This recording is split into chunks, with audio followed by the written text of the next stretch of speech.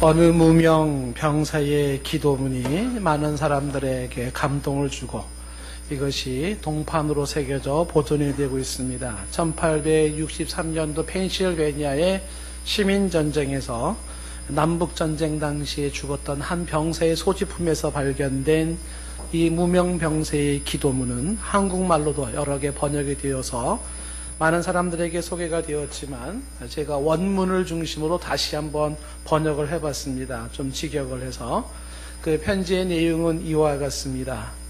나는 하나님께 강함을 구했고 그래서 이를 성취하고 싶었습니다. 그런데 하나님은 나를 약하게 하셔서 겸손히 순종하는 법을 배우게 하셨습니다. 나는 건강을 구했고 그래서 보다 위대한 일을 하고 싶었습니다. 그런데 하나님은 내게 병을 주셔서 보다 선한 일을 하게 하셨습니다. 나는 부요함을 구했고 그래서 행복해지고 싶었습니다. 그런데 가난을 주셔서 지혜롭게 하셨습니다. 나는 권력을 구했고 그래서 사람들의 칭송을 받고 싶었습니다. 그런데 낮아지게 하셔서 하나님의 필요를 느끼게 하셨습니다. 나는 모든 것을 구했고 그래서 인생을 즐기고 싶었습니다. 그런데 인생을 주셔서 모든 것을 즐기게 하셨습니다. 나는 내가 구한 것은 아무것도 얻지 못하였지만 내가 바라는 모든 것을 얻었습니다. 나는 그런 인간임에도 불구하고 나의 구하지 않은 기도까지 응답하셨습니다. 나는 모든 사람들 가운데 가장 복을 많이 받은 사람입니다. 라는 기도 제목이에요. 구구절절히 이 기도 내용을 보면 자신이 원했던 것은 하나도 응답이 되지 않았습니다. 그런데 내가 원했던 것은 거절당하고 오직 당신이 주고 싶은 것만 내 삶에 이루어졌습니다. 그런데 돌이켜보는데 그것이 복이었다는 거예요. 그것이 베스트, 최선의 삶이었다는 것입니다. 우리의 삶이 때때로 그와 같은 모습을 갖습니다. 내가 하나님 앞에 원하는 것들, 간구했던 것들은 하나님께서 주시지 아니하시고 오히려 하나님 당신이 주고 싶은 것을 내게 주셨어요. 내 기도를 거절하는 그 순간, 내 기도를 거절하는 하나님 당신은 그 당시에는 섭섭하고 마음에 들지 않습니다. 하나님이 도무지 마음에 들지 않는 섭섭함이 있습니다. 그런데 세월이 흘러 한참의 세월이 지나고 나면 내가 원했던 걸 안 주신 그 하나님이 지혜로웠고 또한 당신이 주고 싶은 것을 내게 주었던 그것이 100번, 1000번 지혜로웠고 그것이 내게 꼭 필요한 것이었음을 깨닫고 감사하게 되곤 합니다. 자, 이것이 우리들의 보통 삶의 모습인데 오늘 읽은 우리 성경 본문 말씀도 같은 유사한 내용을 가지고 있습니다. 사도 바울이 야심차게 꿈을 가지고 2차 전도 여행을 떠납니다. 그런데 오늘 말씀 6절에 보니까 성령이 아시아에서 말씀을 전하지 못하게 하시거늘 이렇게 되어 있습니다. 성령이 못하게 하시거늘 하는 말씀입니다. 성령이 막으셨다는 것입니다. 그것도 전도를 막았다는 이야기입니다. 하나님의 일 좀 해보겠다는데 하나님께 영광 좀 돌려보겠다는데 하나님이 거룩한 일 좀 하겠다는데 성령이 막았다라는 뜻입니다. 왜 막으셨을까요? 이유는 간단합니다. 하나님의 다른 뜻이 있기 때문에 그렇습니다. 그 뜻이 무엇인지는 구체적으로 아직은 알지를 못하지만 하나님 당신의 다른 뜻이 있어서 이 바울이 가고자 하는 길을 막으신 것입니다. 이 본문 말씀을 보면서 또 하나의 질문을 생각나는 게 있습니다. 성령이 어떻게 막았을까? 성령이 막는 것은 어떻게 나타나는가 하는 생각도 가져봅니다. 그것도 본문은 자세히 설명하고 있지 않습니다만은 우리는 다양한 각도로 성령이 막으시는 방법을 생각해 볼 수는 있습니다. 이때까지만 해도 보통 꿈이나 환상을 통해서 성령이 막곤 했습니다. 그러나 꿈과 환상이 아닐지라도 기도할 때 내적인 확신을 주셔서 성령이 막을 수도 있어요. 기도할 때 내 마음에 확신을 주셔서 내가 하기를 원했던 그것을 포기하게 만드는 그런 방식으로 또 막기도 하고요. 혹은 성령께서 내 환경과 여건을 막으셔요. 그래서 열리지 않게 하심으로 인해서 진행을 못하게 만드시는 것도 있습니다. 어떠한 모습을 통해서든지 성령께서 막는 경우가 있다는 사실입니다. 성령이 막으셨다라는 것이 본문의 내용이죠. 이 말은 바울의 생각과 바울의 계획과 바울의 뜻이 이루어지지 않았다는 것을 의미하는 것입니다. 내 뜻이 있었고 내 계획이 있었지만 그것이 이루어지지 않아 접어야 했음을 말하는 것입니다. 그래서 성령이 막으셨기 때문에 6절 말씀에 이제 바울을 중심으로 한 일행은 부르기아와 갈라디아 땅으로 다녀갑니다. 그리고 7절 말씀에 무시아 앞에 이르러서 비두니아로 가기를 애썼습니다. 아시아를 막아서 이제 부르기아와 갈라디아에서 이제는 북쪽으로 올라가려고 비두니아로 가려고 애를 쓰고 있었다고 성경은 말합니다. 지명일이 많이 나오기 때문에 여러분 집에 가셔서 한번 성경을 찾아서 지명을 찾아보시면 좋겠고요. 그런데 북쪽 비두니아로 가려고 하는데도 또 어떻게 했어요? 예수의 영이 허락하지 아니한지라 라고 했어요. 예수의 영은 곧 성령의 별명 아닙니까? 성령이 또 막으신 거예요. 아시아로 가고자 했을 때 막았습니다. 또 그리고 또 비두니아로 가고자 애썼는데 또 막았습니다. 못 가게 하는 것입니다. 도대체 하나님이 번번이 그의 길을 막으시는 이유가 뭘까 하는 생각을 가져봅니다. 여러분, 만약에 여러분의 개인적인 일이 있어요. 사역이 있습니다. 계획이 있습니다. 그런데 그것이 번번이 틀어집니다. 어떻습니까? 내가 뜻했던 거, 내가 원했던 것이 안 이루어져요. 번번이 그것이 막힙니다. 그럼 여러분 어떤 생각이 듭니까? 그것이 성령이 막으신 것이라면 여러분들은 그런 성령에 대해서 실망하고 그런 성령에 대해서 불만하고 그런 성령에 대해서 분노하실 겁니다. 하나님, 좀 제가 원하는 대로 제 인생 좀 열어주시면 안 됩니까? 이렇게 아마 말할지 모릅니다. 내 뜻이 이루어지지 않은 것이 불만이고 또 내가 원치 않는 길이 열리는 것이 불만일 수 있을 것입니다. 그런데 가만히 돌아보면은 얼마의 시간이 지난 다음에 하나님이 막아주신 게 은혜였고 하나님께서 당신의 뜻을 이루신 게 감사거리였음을 깨닫곤 합니다. 바울이 자기의 인생 계획을 접어야 했고 뜻했던 계획을 접어야 했었던 순간을 오늘 성경을 통해서 우리가 주목해 보는 것입니다. 자, 그래서 이제 이어지는 8절 말씀에 보면은 무시아를 지나 드로아 항구 도시에 이르렀습니다. 그때에 9절의 밤에 환상이 바울에게 나타나 보였습니다. 환상, 위전이 보인 건데 이 환상이라는 단어가 이 사도행전에만 11번이 나옵니다. 이 환상은 단순한 꿈이나 순간적인 착시 현상이 아니라 내 앞에 분명히 보여지는 하나의 장면인 것입니다. 우리가 사도행전 10장에서 고넬료의 환상을 이야기했었고 베드로의 환상을 우리는 본 적이 있습니다. 고넬료가 환상을 보며 천사가 임하여 고넬료야 불렀던 장면이 있었죠. 그리고 베드로에게도 보자기의 환상을 보여준 것도 있지 않습니까? 그와 같이 이때 당시에는 환상이라고 하는 것이 하나님의 계시 수단이었습니다. 하나님의 말씀하시는 수단이었습니다. 지금도 환상을 통해 말씀하실 수는 있어요. 근데 보편적이지는 않습니다. 굳이 그걸 기대할 필요는 없습니다. 그런데 여기서 말하는 환상이라는 것은 분명히 시각적인 명료함으로 하나님께서 하시는 말씀이 있었다는 것이에요. 그 밤에 본 환상이 뭐냐면 9절 말씀에 보니까 마게도냐 사람 하나가 나타난 겁니다. 그리고 이 사람이 나타나서 바울에게 말하기를 마게도냐로 건너와서 우리를 도우라 하는 환상이었습니다. 마게도냐 한 사람의 등장, 뜻하지 않았던 사람의 등장이죠. 그리고 그 사람이 말하는 거죠. 우리에게로 와라. 바울이 아시아를 가기를 원했지만 소아시아를 가기를 원했지만 막았어요. 북쪽으로 비두니아를 가기를 원했지만 거기도 막았어요. 그리고서 서쪽 편에 있는 지금의 유럽 관문이잖아요. 마게도냐 거기에서 이 환상이 속에 사람이 와라 우리를 도우라 하는 환상을 보게 되는 것입니다. 이 마게도냐 사람이 우리를 도우라라고 할 때 그 돕는다는 게 뭐냐면 바로 우리한테 와서 복음 좀 전해달라 하는 내용입니다. 복음 좀 전해달라. 그것이 이어지는 10절 말씀에서 우리가 확인할 수가 있는데 10절에 바울이 그 환상을 보았을 때에 우리가 곧 마게도냐로 떠나기를 힘쓰니 이는 하나님이 저 사람들에게 복음을 전하라고 우리를 부르신 줄을 인정하며라 그랬어요. 복음을 전하라고 그랬죠. 마게도냐 사람들이 지금 이야기를 하고 있는 거죠. 우리한테 와서 복음을 전해달라는 것입니다. 간절한 모습으로 복음을 듣고 싶어하는 마게도냐 사람의 환상인 것입니다. 우리에게도 구원의 도를 알려주십시오. 우리에게도 예수님이 누구인지 알려주십시오. 우리에게도 참 하나님이 누구인지 알려주십시오. 복음 듣고 싶습니다라는 것이 마게도냐 사람들의 요청이었습니다.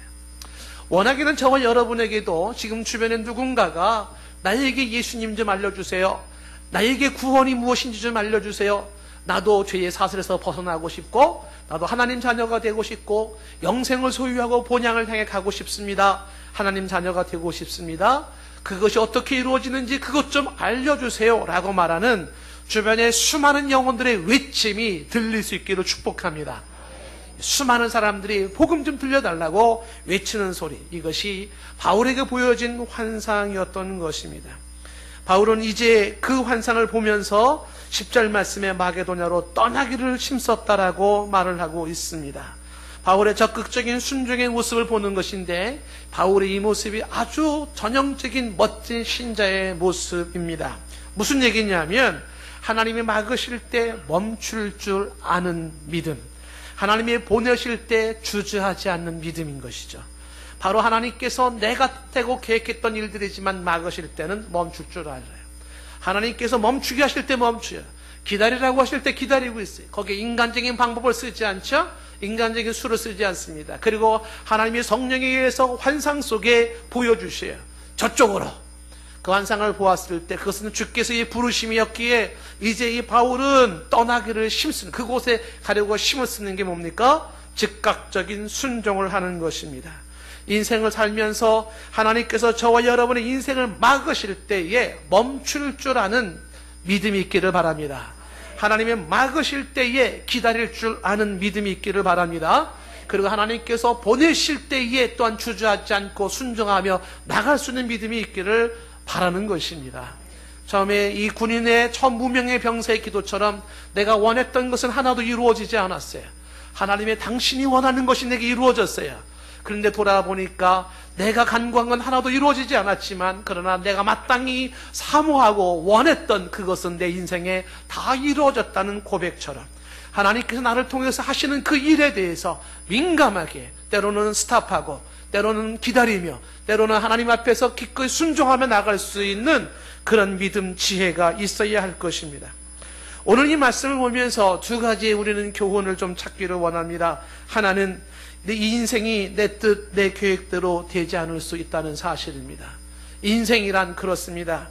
내 뜻대로 되지 않고 내 계획대로 되지 않는 것이 인생이라는 사실을 먼저 우리는 이 본문 말씀을 통해서 주목해 보는 것입니다. 내가 계획한 일들은 열리지 않고 계획하지 않은 일들이 열립니다. 그게 인생인 것이죠. 내가 예상했던 일들은 일어나지 않고 예상하지 않았던 일들이 생기고 예상하지 않았던 것이 이루어지는 것을 보게 되는 것입니다. 제가 제 인생을 가만히 돌아보면서 미스테리한 부분이 굉장히 많아요. 내 인생에 대해서 참 신비하다. 근데 그 신비한 미스테리 중에 하나가 내가 어떻게 김현숙을 아내로 만났을까? 이게 굉장히 미스테리한 거예요. 왜냐하면 저는 강원도 철원 저 북한 땅 밑에서 금악산과 한탄강을 놀이터 삼아 그렇게 뛰놀고 있을 그때에 저 경상북도 봉화에 청량산과 낙동강을 무대로 뛰고 있는 그 소녀가 있을 줄을 누가 알았겠어요? 우리는 서로 저 깊은 산 속에서 서로를 모른 채 그렇게 살았다 이거예요.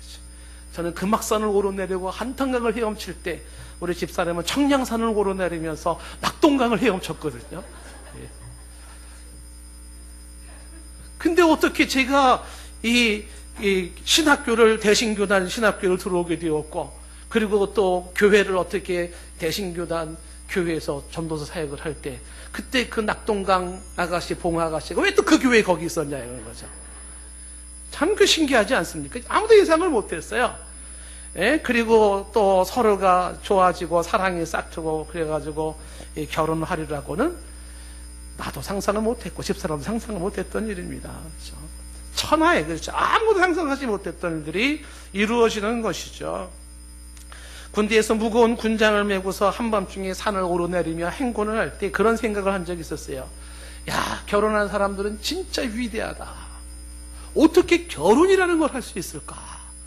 세상에서 제일 존경하는 사람이 그때는 결혼한 사람. 그래서 저도 과연 나는 결혼이나 할 수 있을까? 그래서 상상을 하기를 그저 다른 건 다 필요 없고 초가상관이라도 결혼만 할 수 있으면 원이 없겠다, 이렇게 생각했던 사람이었는데, 결혼해가지고 26년을 2월 달에 결혼 기념일이에요. 26년을 이렇게 신우회락을 같이 하고 살아왔어요. 생사를 같이 했던 둘도 없는 전우가 되어졌어요. 김현숙이 그럴 사람이라는 건 저도 상상도 못했고 집사람도 아마 상상도 못했을 거예요. 예상하지 못했던 이 만남과 결혼이라는 것은 내 인생에 하나님이 일하심이 참 기가 막히다라는 생각을 갖습니다. 이 결혼만 그렇지는 않습니다. 제가 미국에 유학을 갈 때도 저는 유학가리라고는 생각도 안 했던 사람입니다. 누군가가 유학을 간다 오면 잘 갔다 오라고 박수치고, 그건 다 남 얘기였었어요. 그런데 제가 미국을 유학을 갈 줄은 정말 꿈에도 몰랐던 거예요. 그것도 하나님께서 하신 일이었었죠. 그렇죠. 참 예상하지 못했던 방향으로 내 인생을 이끌어가요. 그렇죠. 제가 동산교회 담임 목사가 될 줄 누가 알았어요? 아셨던 분 계세요? 아무도 없어요. 그렇죠. 제가 어떻게 오용석 장로님이랑 이렇게 만날 줄 누가 알았겠어요? 참 하나님이 하시는 일이 정말 예상하지 못했던, 생각하지 못했던 걸로 인생을 열어가시는 것을 보게 되는 거죠. 어제도 제가 이제 조희선교회 그 총회, 정기총회에서 설교를 했습니다. 설교를 마치고 돌아오는데 참 묘한 인생이라는 생각이 들어지죠. 우리 한국의 대표적인 선교단체가 조희선교회예요. 60년 전통을 가지고 있고 아주 규모가 큰 선교단체 아닙니까? 근데 제가 왜 그 교회 대표로 설교를, 총회 설교를 제가 왜 하게 되는지. 그 설교하는 선상에 딱 서 있는데 뭐 간사님들 쭉 계시고 막 그 동문들 있고 막 한데 내가 왜 여기서 설교를 해야 되지? 순간적으로 참 묘하더라고요. 하나님께서 하시는 일들이, 제가 거기에서 그렇게 선교단체에서 설교할 거라고는 상상도 못했던 일이에요. 저는 지금도 제 인생 다음 페이지가 궁금해져요. 마치 소설 읽는 것 같아요. 혹시 제 인생의 다음 페이지 좀 아시는 분 있으면 조금만 알려주시면은, 과연 무슨 일이 어떻게 일어날지는 모르는, 내 뜻대로 되지 않고 내 생각대로 되지 않고 하나님이 전혀 생각지 못했던 방향으로 이끌어 가시는 모습을 보게 되는 것입니다. 금요일 날 엊그제 철야 끝나고 하나님 앞에 기도하는데, 기도하는 그 시간이 참 좋습니다. 참 좋아요. 내가 하나님 앞에 기도할 수 있다는 것이 얼마나 좋은지 몰라요.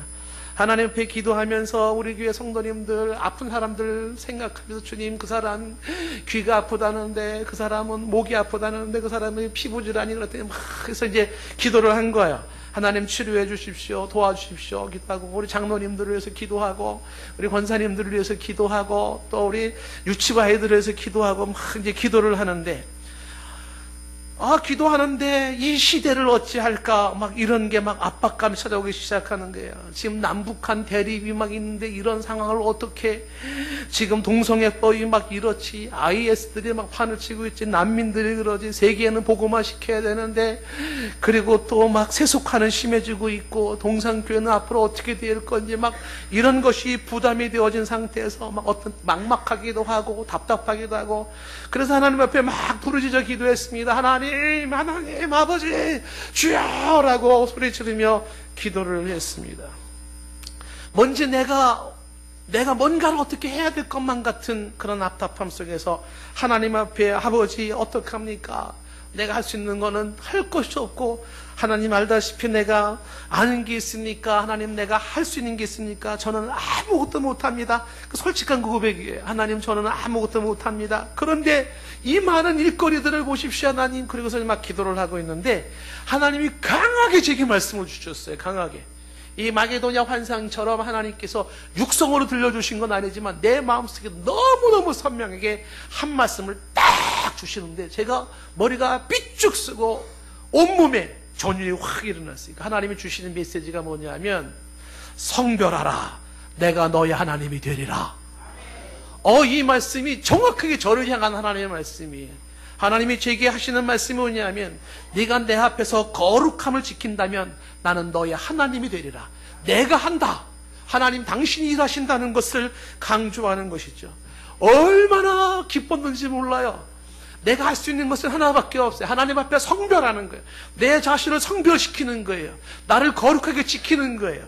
그러면 하나님이 내가 너의 하나님이 되리라, 내가 너를 통하여 일하리라, 하나님의 그 역사하시겠다는 그 말씀을 제가 들으면서 기뻤습니다.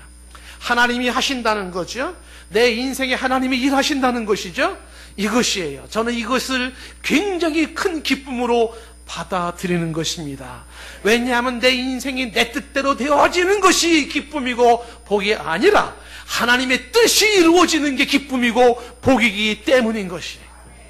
인생이 내 뜻대로 되지 않고 내 계획대로 되지 않아요.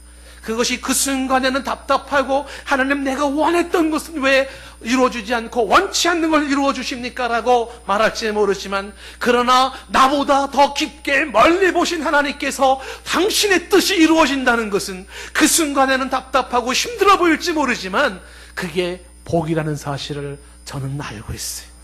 하나님께서 하신다고 하는데 얼마나 큰 힘이 되는지 모릅니다. 사람이 자기의 인생을 자기 계획과 뜻대로 되지 않는다는 사실은 큰 기쁨이요, 하나님 앞에 찬송 돌릴 이유인 것입니다. 잠언서 16장 9절 말씀에 성경은 이렇게 말하고 있는데, 여러분 이 말씀이 어떻게 들려집니까?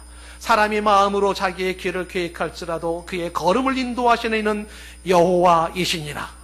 이것이 아멘으로 와닿으며 기쁨으로 와닿습니까? 아니면 하나님 마음에 안 들어요? 내 뜻대로 돼야지 왜 당신이 내 그 길을 인도하십니까? 저는 싫어요. 혹시 이런 분 계십니까? 그런데 저는 이 말씀이 너무너무 좋아요. 저와 여러분들 이 말씀이 너무너무 좋은 말씀일 수 있기를 바랍니다. 내가 내 마음의 길을 계획한다 할지라도 나의 인생의 걸음걸음을 인도하시는 이 하나님이시라는 사실 앞에 기뻐할 수 있기를 바랍니다. 야고보서 4장 13절 이하에 이런 말씀이 있습니다. 들으라, 너희 중에 말하기를 오늘이나 내일이나 우리가 어떤 도시에 가서 거기서 1년을 머물며 장사하여 이익을 보리라 하는 자들아. 오늘이나 내일이나 어디에 가서 1년을 머물러 장사하겠다고요? 그래서 이익을 보겠다고요? 이런 사람들은 들으라. 뭐라고 말합니까? 이어지는 14절에 내일 일을 너희가 알지 못하는도다. 너희 생명이 무엇이냐? 너희는 잠깐 보이다가 없어지는 안개니라. 내일 일을 알지 못하는 게 인생 아니냐? 생명이 잠시 있다가 없어지는 안개 같은 게 너의 인생이 아니냐라는 것을 말하죠. 뭐 내일 무슨 뭐 어디서 얼마를 벌어서 내일 어쩌고 저쩌고? 내일 일을 알지 못하는 것이 너의 인생이 아니냐? 오늘 사라질지도 모르는 게 내 인생이 아니냐? 들어라! 라고 얘기하는 거예요. 이어지는 15절 말씀에 너희가 도리어 말하기를 주의 뜻이면 우리가 살기도 하고 이것이나 저것도 하리라 할 것이거늘 주의 뜻이면 이것도 하고 저것도 하고 라고 말을 해요. 그런데 이어지는 16절 말씀에 이제도 너희가 그런데 허탄한 자랑을 자랑하니 그러한 자랑은 다 악한 것이라. 하나님의 뜻이 이루어지는 것을 말하지만 정작 내가 자랑하고 있는 것은 내 인생에 하나님의 뜻이 이루어진 걸 자랑하는 것이 아니라 허탄한 것을 가지고 이것저것 자랑하고 있는 인생 아니냐라는 거예요. 내가 돈 벌었단 말이죠. 내가 내년도에 저기 가서 돈 번단 말이죠. 내가 이런 힘이 있단 말이죠. 허탄한 자랑을 하고 있지 않느냐라는 것이죠. 주님의 뜻을 말하면서도 내일을 알지 못하는 인생이 뭘 자랑을 합니까? 오늘 있다가 안개처럼 싹 사라지는 그 인생인데 뭘 자랑합니까? 진정으로 우리가 자랑해야 될 것은 내 삶에 이루어지는 하나님의 뜻, 그 이루어진 그 뜻을 자랑해야 되지 않겠냐라고 하는 것이. 오늘 이 사도 바울이 자기의 인생의 계획을 막으시고 인생에 하나님께서 뜻하신 바를 막으시고 그리고 그가 생각하지도 못했고 원하지도 않았던 새로운 방향으로 그를 이끌어 가시는 모습을 보면서 우리는 이런 교훈을 받는 겁니다. 인생은 내 계획, 내 뜻대로 되는 것이 아니구나. 하나님의 계획과 하나님의 뜻대로 이루어진다는 사실. 이 말씀 속에서 우리는 또 하나의 교훈을 받는 것은 바로 이것입니다. 주님의 그 뜻하심을 받아들일 줄 아는 것이 성숙한 신자의 모습이라는 것입니다. 오늘도 내 삶에 주의 뜻하심이 이루어지는 것을 받아들일 수 있는 것, 이것이 성숙한 신자의 모습입니다. 오늘 본문의 사도 바울은 자신의 뜻하는 바는 다 거절당했습니다. 그리고 생각하지도 않았던 마게도냐 환상을 보며 그 부르심 앞에 즉각적으로 순종하며 나가는 바울의 모습이 있지 않습니까? 바로 그것이 성숙한 신자의 모습입니다. 내게 향한 주님의 뜻을 받아들이는 것이죠. 이것은 예수님께서 친히 겟세마네 동산에서 보여주셨던 모습이기도 합니다. 십자가의 처형을 눈앞에 두고 주님께서는 땀방울이 핏방울 나도록 울며 기도하셨습니다. 마태복음 26장 39절 말씀의 주님의 기도 내용은 얼굴을 땅에 대시고 엎드려 기도하면서 말하죠. 내 아버지여, 만일 할만하시거든 이 잔을 내게서 지나가게 하옵소서. 그러나 나의 원대로 마옵시고 아버지의 원대로 하옵소서. 하나님, 내 생각은 이 쓴 잔을 마시고 싶지 않은 거예요. 주여, 이 잔이 지나갔으면 좋겠습니다. 그런데 더 중요한 것은 내가 원하는 대로, 내가 뜻하는 대로 되어지는 것이 아니라 아버지가 원하는 대로, 아버지가 뜻하는 대로 되어지는 게 훨씬 중요했던 사실입니다. 이것이 진정 우리가 배워야 할 삶의 신자의 모습인 것이죠. 오늘도 우리는 마시고 싶지 않은 잔이 있고, 오늘도 우리는 지고 싶지 않은 십자가가 있을 것입니다. 내가 계획했고 원했던 아름다움이 이루어지지 않냐고, 그리고 심겹게 한 걸음 한 걸음 걸어가는 십자가의 길이 있을 수 있습니다. 우리는 이렇게 기도할 수 있겠죠. 하나님, 할 수만 했다면 이것을 내게서 지나가게 하옵소서. 그러나 반드시 이어져야 되는 우리의 기도가 뭡니까? 그러나 내 원대로 마옵시고 아버지의 원대로 하옵소서. 내 뜻대로 하지 마시고 아버지의 뜻대로 하시옵소서. 이렇게 기도할 수 있는 것이 성숙한 신자의 모습인 것입니다. 내 삶에 하나님 아버지의 뜻을 받아들인다는 것은 그리 쉬운 문제는 아닙니다. 독일에 30년 전쟁이 있었을 때 참 눈물겨운 한 사연이 있습니다. 그때 당시에 벤자민 슈몰크라고 하는 이 목사님 한 분이 계셨는데, 독일의 30년 전쟁과 그리고 이어지는 흑사병으로 독일 인구 1600만 명 인구 중에서 600만 명이 남았어요. 1000만 명이 죽었습니다. 그러니까 얼마나 많은 사람이 죽었는지 알아요. 1000만 명이 죽은 이런 끔찍한 대재앙의 시대. 아침에 문을 열고 나가면 쓰러져 있는 길바닥에 널려 있는 게 시체 덩어리였었어요. 그때 이 슈몰크 목사님은 부모 사모님과 함께 집집마다 울음바다가 되어 있고 고통하고 신음하는 집집을 돌면서 위로하고 복음을 전하면서 지냈어요. 그런 설상가상의 어려움 속에서 어느 날 한 중병을 안고 울고 있는 집을 방문하고, 그리고 어떤 때는 너무 멀어서 집에 그날 못 들어가고 며칠 후에 들어오곤 해요. 그렇게 신방하고 집에를 들어오는데, 돌아오는 그분 부부의 눈앞에 보여져 있는 것은 집과 교회가 불이 타 있는 거예요. 잿더미가 되어 있는 거예요. 그때의 이 잿더미가 되어 있는 집을 보면서 이분은 충격을 먹어요. 그런데 더 충격을 먹은 것은 그 잿더미 속에 그 어린 그 두 아들이 부둥켜 안고 죽어 있는 거예요. 불덩이에 시커멓게 타서 죽어 있는, 껴안고 죽어 있는 그 아들 둘을 바라보면서 이 부부는 아연실색을 하죠. 그리고 그 시체 더미 앞에서 조용히 울며 이런 기도를 드립니다. 그 기도 내용이 여러분이 잘 알고 있는 기도 내용이죠.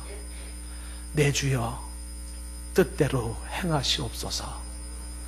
온몸과 영혼을 다 주께 드리니 이 세상 고락간 주인도 하시고 날 주관하셔서 뜻대로 하소서. 내 주여, 뜻대로 행하시옵소서. 큰 근심 중에도 낙심케 마소서. 주님도 때로는 울기도 하셨네. 날 주관하셔서 뜻대로 하소서. 내 주여, 뜻대로 행하시옵소서. 내 모든 일들을 다 주께 맡기고 저 천성 향하여 고요히 가리니 살든지 죽든지 뜻대로 하소서. 내게 향한 그 뜻을 받아들인다는 건 쉬운 일이 아니에요. 주님의 뜻을 받아들이기를 원했던 이 슈몰크 목사의 이 눈물겨운 모습, 그 외에도 이 목사님의 인생이 그리 화려한 모습으로 성공적인 인상으로 폈다는 내용은 없습니다. 오직 주님의 뜻이 이루어지는 것을 기쁨으로 여기며 살았던 그는 1730년 어느 주일 과로로 쓰러지죠. 뇌졸중으로 한동안 자리에 누워 일어나지 못했던 그는 회복한 후에도 오른손과 발을 쓰지 못하고 2번이나 뇌졸중으로 쓰러지고 백내장으로 실명하여 보지 못하는 신세가 됩니다. 그럼에도 그는 지팡이를 의지하며 사람들을 신방하고 복음을 전했죠. 그의 걸음걸음을 건들 때마다, 그를 만날 때마다 사람들은 울음바다의 연속이었습니다. 주여, 내 주여, 뜻대로 행하시옵소서. 최후의 순간까지도 내 주여 뜻대로 행하시옵소서. 그는 하나님 앞에 이 모습으로 찬송시 1000편을 남겨놓았죠. 그리고 수백 년이 지난 지금에도 수많은 성도들이 이분의 글을 읽으며 이 찬송을 부르며 수많은 사람들은 감동하고 또한 위로받고 새로워지는 역사를 보게 됩니다. 주님의 뜻이 이루어지기를 원했던 바로 그것이, 지금 그것은 내가 이해할 수 없는 쓴잔이에요. 할 수만 했다면 이것이 내게 지나갔으면 좋겠어요. 그럼에도 불구하고 거기에는 하나님의 심오한 뜻이 있었다는 사실, 그것을 받아들이기를 원했던 것이 신앙의 선조들의 모습이었던 것입니다. 초대교회 때 수많은 하나님의 종들이 믿음을 지키기 위해서 순교할 때 굶주린 사자밥에 죽어가고, 그리고 불타는 화염병에 화염 속에 던져질 때 로마 병사들은 비웃었습니다. 너희 하나님 뭐하고 있냐고. 당신들이 믿고 있는 그 하나님은 지금 뭐하고 있냐고. 이 끓는 펄펄 끓고 있는 가마솥에 너희 신자들은 죽어가고 있고 사지같이 젖어 죽어져가는 이런 모습 속에 너희 하나님 뭐하고 있냐, 그런 하나님을 지금도 왜 믿냐고 사람들은 조롱했습니다. 그때 순교자들은 이구동성으로 말을 합니다. 내 뜻이 이루어지는 것보다 주님의 뜻이 이루어지는 것을 우리는 더 크게 기뻐합니다. 내 뜻이 이루어지는 것보다 주님의 뜻이 이루어지는 것을 우리는 더 크게 기뻐합니다. 이것이 순교자들의 모습이에요.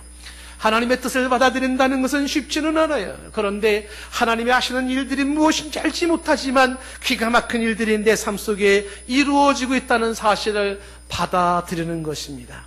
저와 여러분의 인생이 항상 이런 비극으로 연결될 것이라고 생각할 필요는 없습니다. 우리가 잘 아는 요셉의 삶도 보십시오. 예상하지 못했던 그의 삶이 펼쳐지는 모습 보십시오. 어린 시절에 아버지의 사랑을 받으며 얼마나 좋았습니까? 그렇죠. 기뻤죠. 근데 형들이 그렇게 미워할 줄은 누가 알았겠습니까? 그 미움 속에 얼마나 힘들었습니까? 낯선 땅, 이국 땅에 팔려가는 그 신세가 얼마나 처량했겠습니까? 예측하지 못했던 그의 인생이에요. 팔려간 곳에서도 밥 3끼 먹고 살만했던 그의 모습도 예측하지 못했던 상황이에요. 그때의 유혹의 손길이 뻗쳤던 것도 예측하지 못했던 상황이에요. 믿음을 지키고 순교를 지키기를 원했던 그에게 찾아온 건 누명이었고 감옥에 갇히는 일이었었어요. 그것도 예측하지 못했던 일이에요. 그런데 그가 거기에서 애굽의 총리가 되어지고 민족과 온 가정을 살리는 역사가 일어나기도 했어요. 아무것도 알지 못하면서 파란만장한 인생이 시작이 되어져요. 그러나 중요한 것은 그 순간순간 걸음걸음마다 아버지의 뜻이 이루어지는 것을 기뻐하는 믿음이 필요하다는 사실입니다. 진정 신자의 삶에 필요한 것은 이것이, 저와 여러분들은 앵무새처럼 수도 없이 이런 기도를 해왔어요. 뜻이 하늘에서 이루어진 것 같이 땅에서도 이루어지기를 원한다고 말입니다. 여러분에게 다시 한번 묻습니다. 정말입니까? 정말 뜻이 하늘에서 이루어진 것처럼 당신의 삶 속에 이루어지기를 원하십니까? 만약에 이것이 정말 여러분 입에서 나온 고백입니까? 진정으로 생각해 보세요. 하나님의 뜻이 슈멀크 목사님 같은 상황이라면, 초대교회 신자의 같은 사람이라면, 요셉의 삶이라면, 그렇게 누명 쓰고 그렇게 감옥 가고 그런 삶이라면, 그것도 주님의 뜻이라면 하늘에서 이루어진 것처럼 땅에서도 내게서도 이루어지기를 원한다고 정말 그렇게 기도할 수 있습니까? 아멘 소리 안 나오잖아요. 참 신자의 삶은 여기에서 나타나는 거죠. 내 삶의 주의 뜻이 이루어지는 걸 겸허히 받아들이는 겁니다. 십자가를 져야 한다면 십자가를 지는 거예요. 걱정할 것이 없어요. 순교해야 된다면 순교하는 겁니다. 두려워할 거 없습니다. 왜냐하면 그것이 내가 가야 할 주님의 뜻이라면 주께서 그것을 감당할 수 있는 힘을 주시고, 그 고난 중에도 감사하며 하나님을 찬양할 수 있는 힘도 주시기 때문인 것입니다. 중요한 것은 내 뜻이 이루어지는 삶이 아니라 내 삶의 아버지 뜻이 이루어지는 삶이 100번 1000번 아름답고 복된 삶이라는 사실입니다. 성령께서 아버지 뜻대로 내 길을 막으시고, 성령께서 아버지 뜻대로 내 길을 여시고, 가고 싶었던 원했던 것을 막으시고 원치 않았던 길을 열어 간다 할지라도 감사함으로 믿음으로 받아들이는 것이 필요합니다.